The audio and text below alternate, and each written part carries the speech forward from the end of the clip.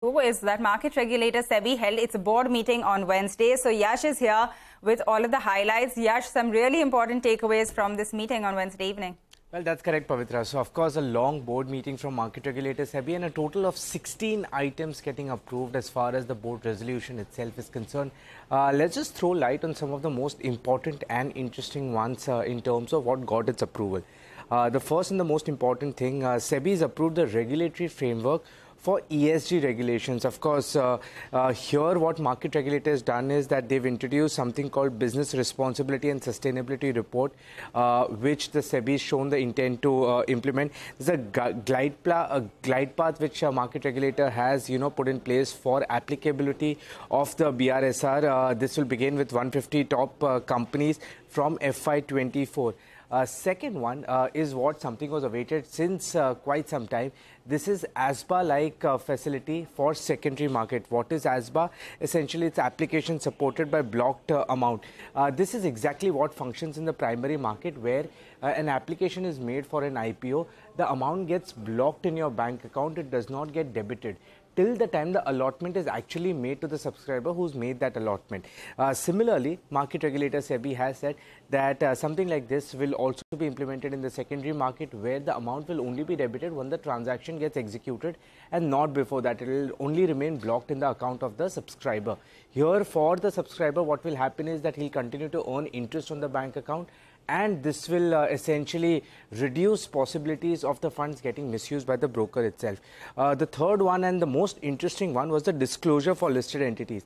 Market regulator Sebi spelled out guidelines in terms of things which need to be disclosed to the stock exchanges. Here they've introduced something called quantitative threshold for determining what's a material event. Material decisions taken in the board meeting will have to be disclosed to the stock exchanges within 30 minutes. Market rumors will have to be either verified and confirmed or denied or clarified by top 100 companies effective October 1st, 2023 and top 250 companies effective April 1st, 2024. All right, Yash, that is a lot to come out of one single meeting. But thank you for summing all of that up for us and taking us through the highlights from that important Sebi meet. With that, let's also listen in to what Sebi chairperson Madhvi Puri-Buch had to say after the board's meet on Wednesday. So here are some important comments. Either you are double charging the unit holder, because if you are taking asset management fee to manage the asset, then why are you paying such large sums of money to the brokers for the research which you are supposed to be doing? The other is that when we examined some of this, we found that there was a distinct possibility, and I say this carefully, that there was a distinct possibility that the brokerage was being paid for reasons other than professional reasons. And therefore, and why was it not coming under anyone's radar? Because the board of the AMC was not looking at it, because it was not coming out of their kitty. The minute you bring it within the total expense ratio, automatically the board of the AMC will ask the question, why are you paying Mr. XYZ broker so much money?